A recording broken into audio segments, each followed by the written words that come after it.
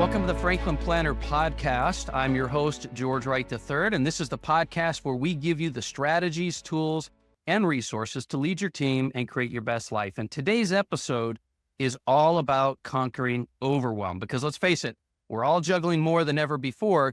So joining me is none other than John Harding, owner, board member, and Franklin Planner expert. John, how are you doing today? George, I'm doing great. Great to be with you. I'm excited to dig into this one today. Yeah, me too. I couldn't agree with you more. And, John's here to help us unlock the power of planning, journaling, and focusing on what really matters most. So let's kind of get started here. John, let's start with the problem. Overwhelm seems like the new normal for most of us, right? So between endless to-do lists, constant notifications, and competing priorities, it feels like we're barely keeping our head above water. So what's really driving this whole sense of overwhelm right now?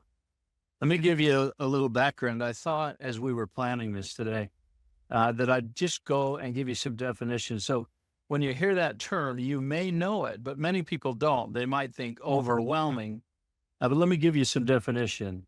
The term overwhelm refers to a state of being emotionally, mentally, physically, and otherwise overcome by an excessive amount of stimuli, tasks, challenges, and it feels really impossible to manage.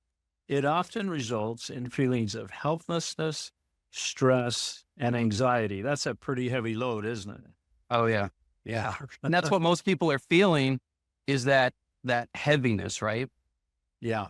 Now, I'm going to just give you two more and then look it up, but we could talk about it again, because as we come back in the podcast, this is sort of almost an umbrella of a condition that we're all facing, no matter where we live on this earth. And so it's worth looking into, but there's really an emotional aspect to it.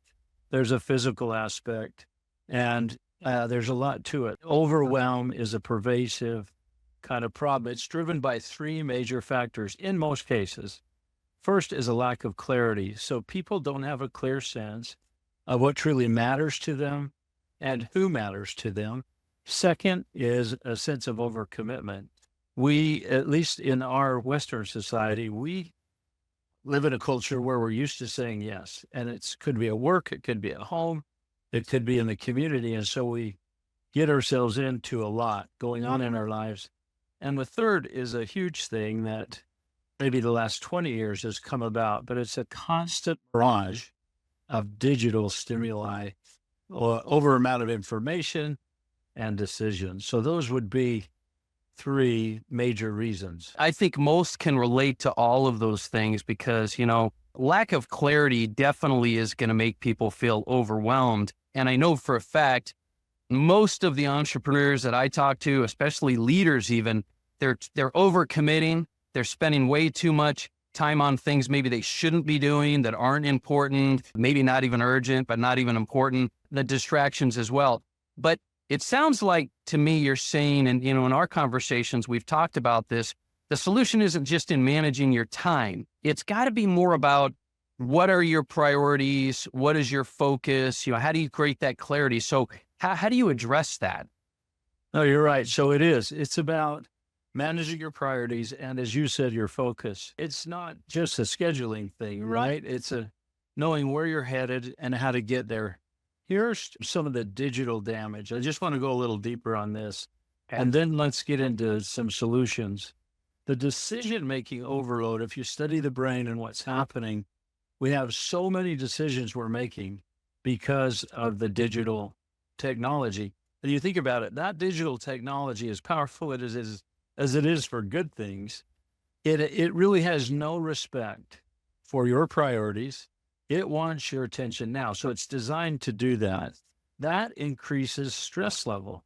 That stress level of making the decisions, of determining what's truth, what isn't, drains your energy. So decisions, stress, and energy just kind of build up. If you look at the root of overwhelm and the definition, it's a sense of being under, almost like you're underwater. Yeah. And you can't get up. So that's what we're coming after today, to see, can we understand what's going on and what can we do about it?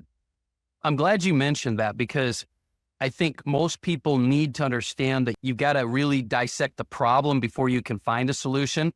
So we've kind of talked about the fact that what causes overwhelm is this lack of clarity, committing too much, all the digital distractions.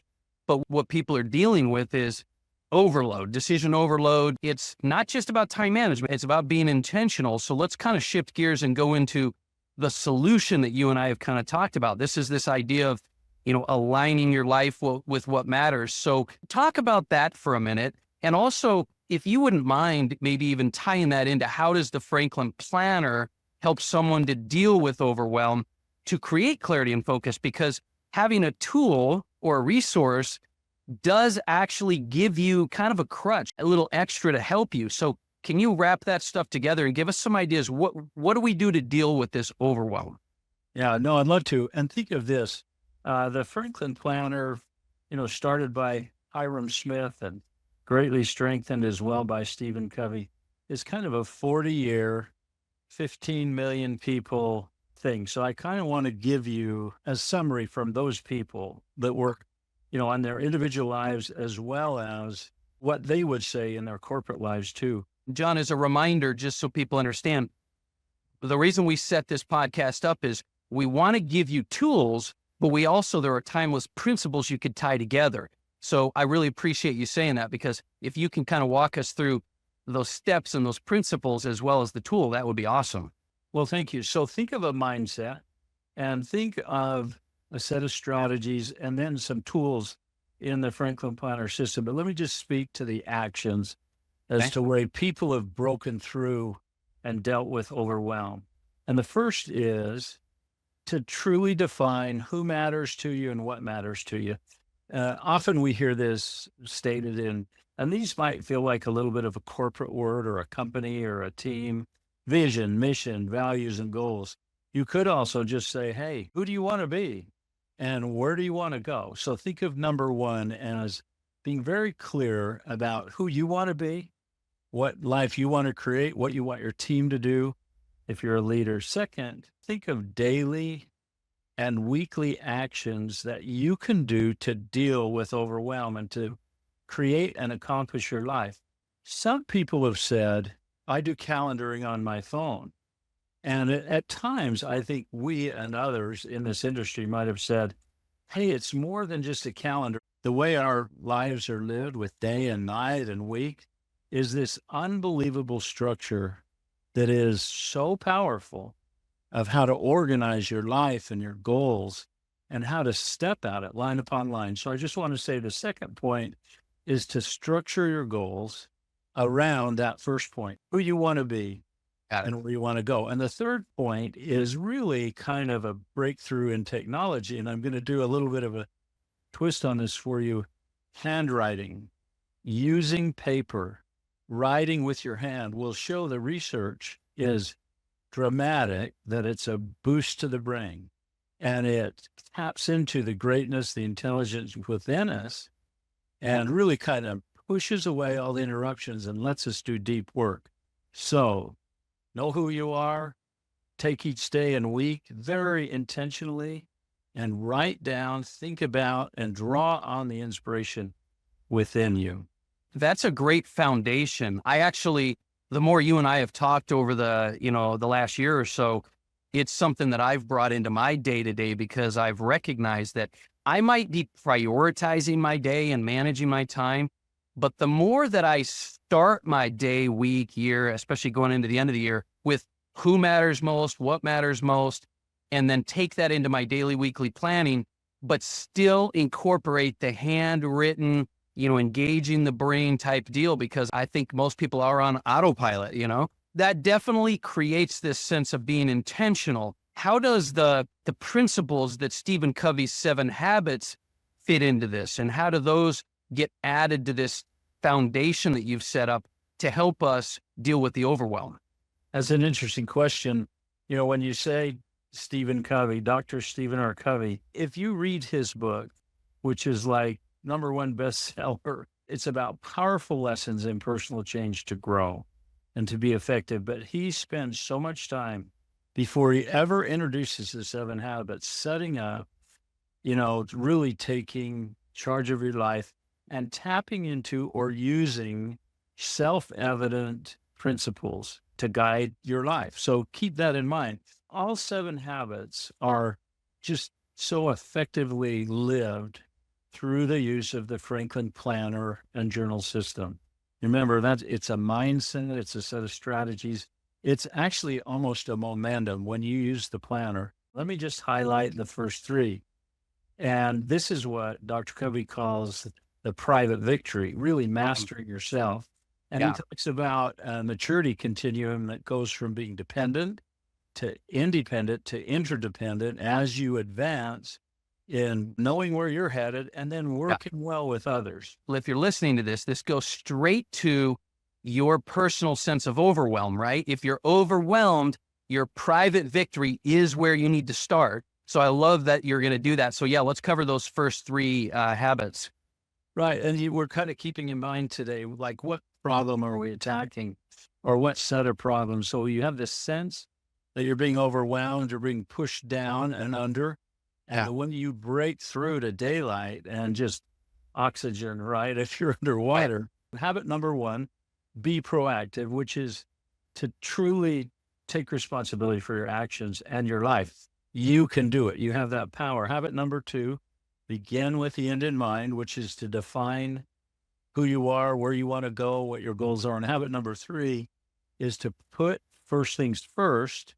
And this is focusing on what is important and minimizing, but still effectively dealing with what is urgent. I actually like the order of those as well, because what people need to understand is you are the one who creates your life and you have to take that responsibility. So many people are saying, I have no control over everything. Well, your personal victory, your personal life, you do, if you take responsibility, you define your vision and goals, and then you put the first things first, you can really start to crush your goals. In fact, it reminds me of, we were talking about it before the show, Michael Phelps, the most decorated Olympian of all time, right? He won 28 Olympic medals, 23 of them gold, and just dominated the 2008 Beijing Games by winning, 8 gold medals there, breaking records and all kinds of things. But I remember something about him saying he used visualization and goal setting to achieve his success. Yeah, absolutely. I think his story is amazing. Those people listening and we individually can think of great people in our family and maybe even times when we've been those great people. But Michael Phelps is amazing because he really did break down his goals. He had a vision, just what this formula is in terms of principles. And then we're all about the power of the Franklin Planner to help us. But if you just looked at the principles, knowing where you're going, and then very regularly visualizing that, seeing that, writing it down, then practicing, working hard towards that. And it's amazing how liberating that is. I would say this as I think about Michael Phelps. I mean, oh my gosh, who has that many medals? Right. I don't know of anyone. And so he achieved this goal, right? And this world standard. And I think it's fascinating because as you evaluate what matters to you and who matters to you, you can do the equivalent. That's probably even much more important than a gold medal in your life is gold, gold, gold by just taking charge, making it a priority, and also using the tool of writing and reviewing daily to draw out the greatness in you. There really is brilliance in each of us and greatness. So that's kind of part of this is to how can you draw that out? How can you coach yourself, to really achieve your full potential? But I like the story of Michael Phelps. And let's be honest, we all do the same thing at the beginning of the year, at the beginning of the week. We start with these great intentions and then everything pulls us every direction. We get overwhelmed. And so I think it's super important. And the reason we've spent so much time on it, that when you apply foundational principles and you use a powerful tool like the Franklin Planner, it helps you to overcome all of this external influence so that you can really get your private victories. And look, when we're talking about your best life is going to be when you feel you're creating success, you're driving your priorities, You're focused on what matters, just like Michael Phelps, right? I guarantee he did exactly what he needed to do, wanted to do, was intending to do. And when you do that, and it helps to have these principles and foundation, you create success. I think that intentionality is the key to unlocking your best life. Wouldn't you agree? I agree. And I think too, as we're talking about this, and we'll dig deeper in the next podcast on goal setting, I think you'll be blown away, and our listeners will too, as you realize, wow, not that many people become very intentional and set goals and define. And yet the research is people are multiple times more successful if they do 10 times, even more. But let me also mention, we've been talking here about something that is so huge individually. It's also equally relevant as a leader or as a team member or as, a startup business or as a huge company. The power of these same principles and the tool of the Franklin Planner system, or the system that includes the tools within it, the same principles apply, only it applies at scale. And so you imagine a team that's unified, that knows where they are, their private victory, but then also is very clear about the purpose of the team.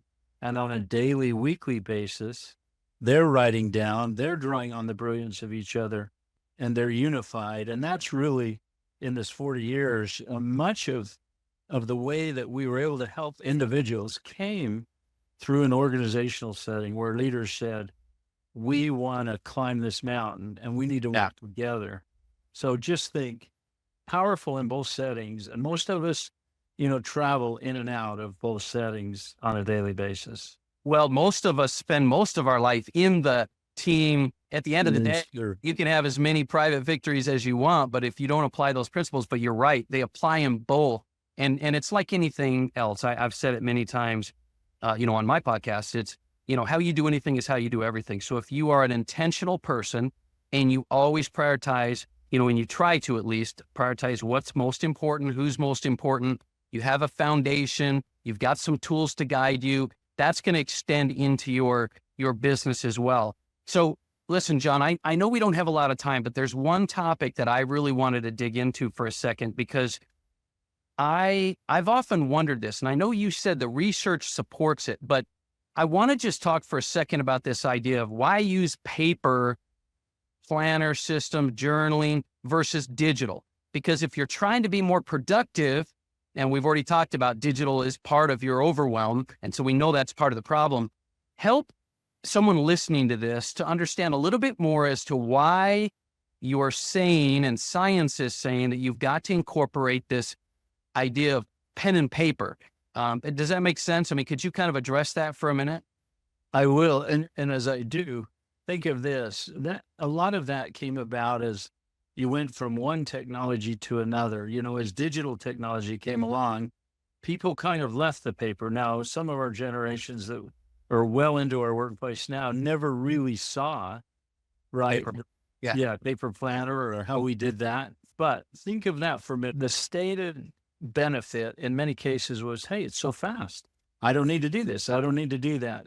And I want to just say one thing before I dig into the paper versus digital. People would say, hey, I don't have time to plan. And the fact is, planning doesn't take time.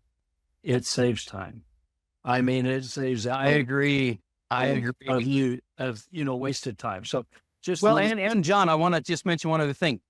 I've always thought, and I know a lot of people think, the reason I use digital is I put it in there and I won't lose it. It's out of sight, out of mind, but it happens.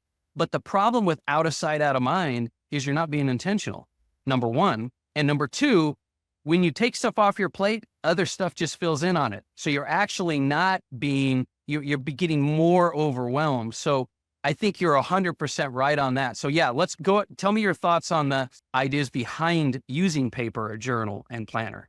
Right. Well, let's just dig into this. Think of this as for paper versus digital.